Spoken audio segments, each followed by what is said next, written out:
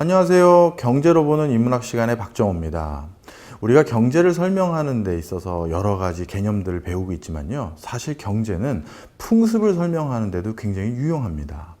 어떠한 풍습이 과거에서부터 지금까지 지속적으로 전래 내려오기 위해서는요, 그 풍습을 계속 유지할 만한 경제적 유인이 있어야 됩니다.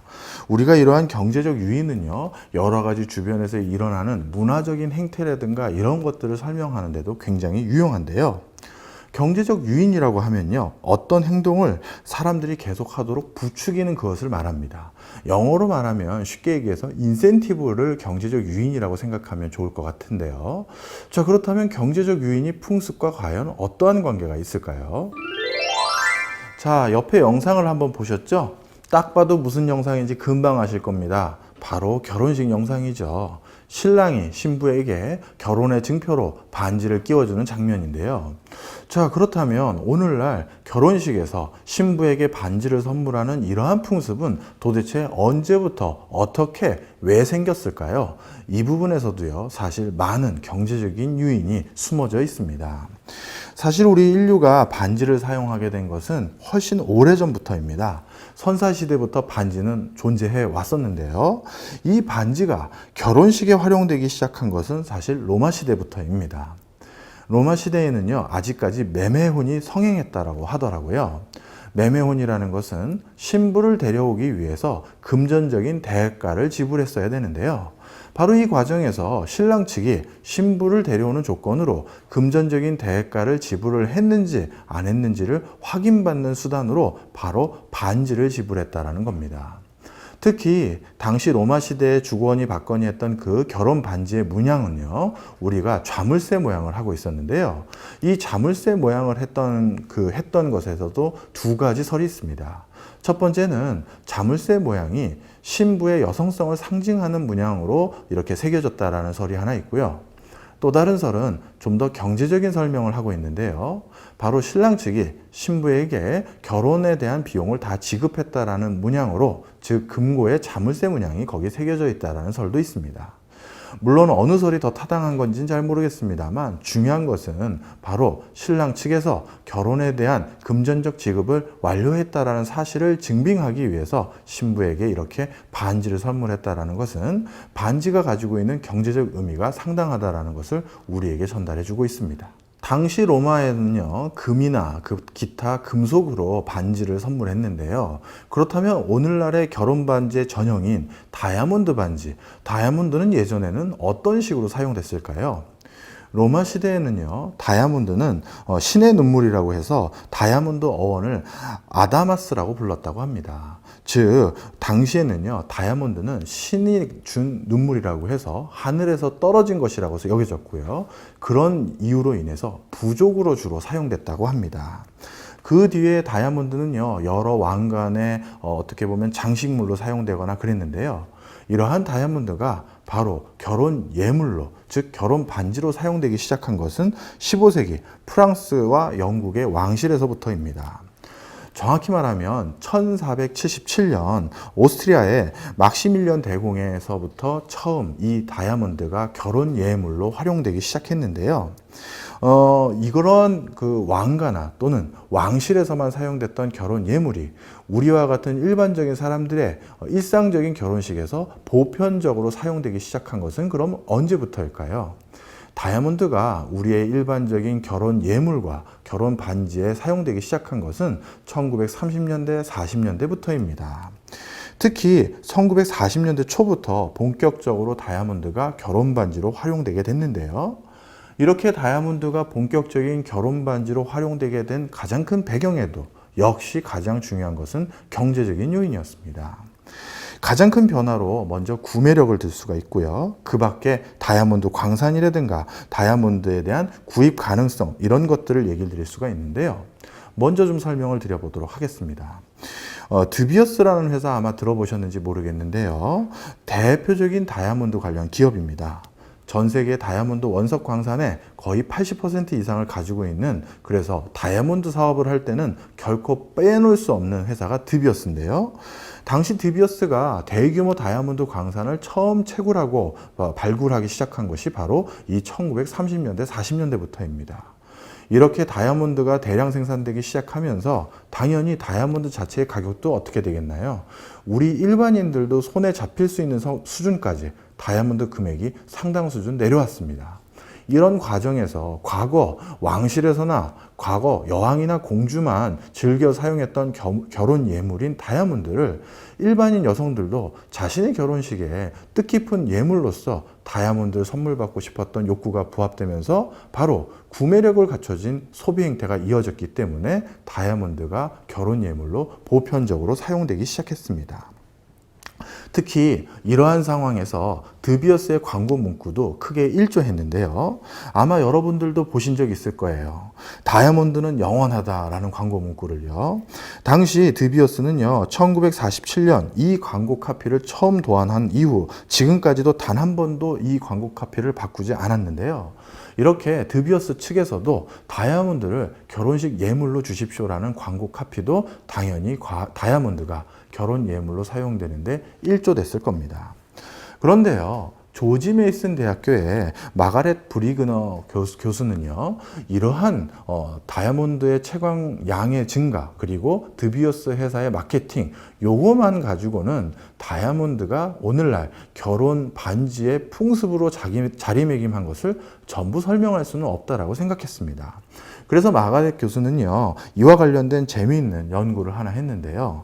당시 1930년대, 40년대부터 미국에서 다이아몬드 반지가 크게 유행하게 된 원인을 미국의 약혼에 대한 법원 판결의 변화에서 기인한다라고 설명하고 있습니다. 좀 자세히 설명드리면요, 1930년대 이전까지만 하더라도요, 결혼 약속을 했다가, 즉 약혼을 했다가 파혼을 하게 될 경우 남성은 법적 책임을 물어야 했습니다. 그 당시까지만 해도 여성의 사회적인 진출이 원활하지 않기 때문에 여성이 자신의 경제적인 지위라든가 노후 생활 등은 철저히 남자에 예속되게 됩니다. 그런데 어떤 동네에서 어떤 여성이 어떤 남성과 결혼 직전까지 갔다가 파혼을 하게 됐다라는 소문이 나면 당연히 그 여성의 노후 생활이라든가 그 이후에 여러 가지 경제적인 부분에서 어려움에 직면할 수밖에 없겠죠. 그리고 그 당시에는요, 이렇게 지금과 같이 이사를 자주 하거나 글로벌하게 많은 움직임이 있었던 시절도 아닙니다. 자신이 태어났던 고장에서 계속 크고 자라는 것이 통상적인데요. 바로 그런 상황에서 누구와 결혼했다가 파혼했던 사람이라는 그 인상은 여성에겐 치명적인 손실이 됩니다. 바로 미국 법원은 이러한 사실에 주목해서 파혼한 여성에게 위자료를 줄 것을 법적으로 구속했던 것입니다. 그런데 방금 말씀드렸던 이 파혼했을 때의 법적인 위자료를 줘야 되는 이 법원 판결이 바로 1930년대 이후로 없어지게 되는데요.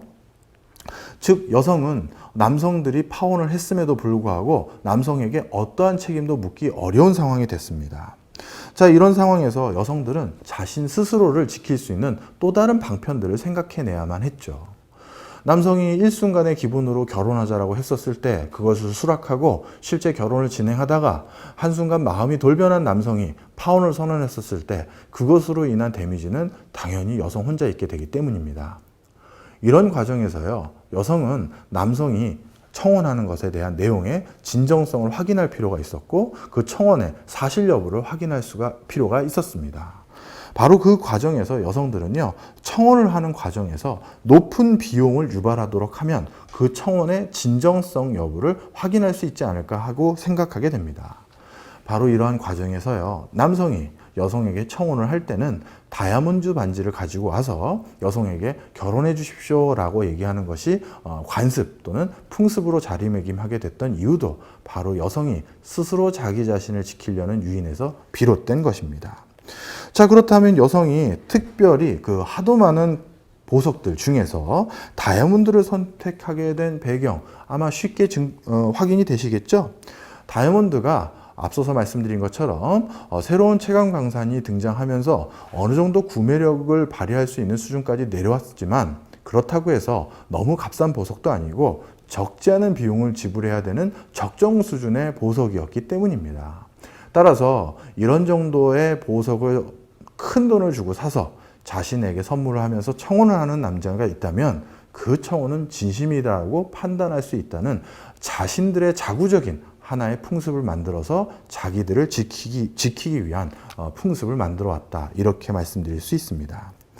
이처럼 다이아몬드라는 것은요, 중요성 원칙에서도 그 다이아몬드가 나름대로의 의미가 있지만 또한 융통성 면에서도 개인마다 다른 수준과 다른 소득 수준 이런 것들이 다양하게 있을 때 다이아몬드의 크기라든가 다이아몬드의 어떤 품질을 조정해 가면서 자신의 소득에 맞게끔 자신의 처지에 맞게끔 그래도 다이아몬드를 사가서 여성에게 청혼을 할 수 있는 환경을 만들 수 있는 게 또 다이아몬드였거든요.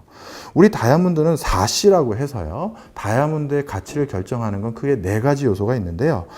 커트, 컬러, 캐럿, 투명도가 있습니다. 이 4가지를 바탕으로 우리가 다이아몬드 가격도 나름대로 천차만별인데요. 자신의 소득 수준에 따라서 자신이 조금 무리해서 여성에게 자신의 진심을 보이기 위해 이러한 보석을 구매했던 남성들의 심리 또한 여성에게 진정한 자신의 마음을 보여주려는 노력의 일환이 아닌가 생각이 듭니다. 마지막으로 다이아몬드를 선택하게 된 마지막 이유는 또 가시성도 있습니다. 예를 들어서 결혼을 해서 어떤 사람에게 다이아몬드 반지로 청혼을 하게 되면요, 누가 누구의 여자로 결혼했는지를 만천하에 공인하게 됩니다. 바로 이러한 가시성 또한 다이아몬드가 결혼 풍습으로 오랫동안 자리매김할 수 있었던 또 다른 경제적 요인이라고 생각할 수 있습니다. 자, 그런데 시간이 좀 더 흘러와서요, 1960년대가 들고 나서는 여성의 경제적 또는 사회적 진출이 더욱더 활발해지게 됩니다. 이런 과정에서 사실 여성은 예전과는 달리 다이아몬드에 의존해서 자신의 경제적인 사후관리 또는 남성의 진심을 꼭 확인할 필요는 점점 줄어들었겠죠.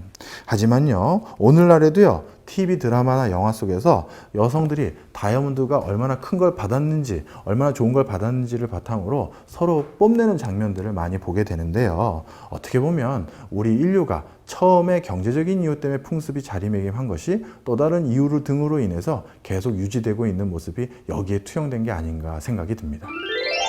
자, 지금까지 했던 내용을 좀 정리를 해볼까요? 결혼할 때 다이아몬드 반지를 전달하게 됐던 가장 큰 배경은 결혼 풍습에 불리한 파혼을 당했을 때 불리함을 당한 여성들이 스스로 자신을 지키기 위해서 남성이 청혼을 할 때 보다 진심 어리게 또한 보다 심사숙고하게 자신에게 청혼을 해줄 것을 기대하기 위한 풍습이었습니다. 이러한 경제적인 유인관계로 인해서 다이아몬드 반지를 주는 풍습이 형성이 됐고요. 그게 지금까지 이어져 오고 있는데요. 아마 어떤 남성분들은 이런 생각하실 수 있을 것 같습니다. 꼭 굳이 다이아몬드여야 되느냐, 이런 생각 말이죠. 만약 결혼할 때 다이아몬드 반지를 주는 풍습이 마음에 안 드시는 어떤 남성이 있다고 생각이 들면요, 그 남성분은 다이아몬드 반지가 말고 또 다른 유인으로 경제적인 유인을 제공해서 여성들에게 자신의 마음과 자신의 진심을 전달할 수 있는 방법을 찾아내신다면 아마 풍습을 바꿀 최초의 남성이 되지 않을까 생각이 드네요. 여기서 마치겠습니다.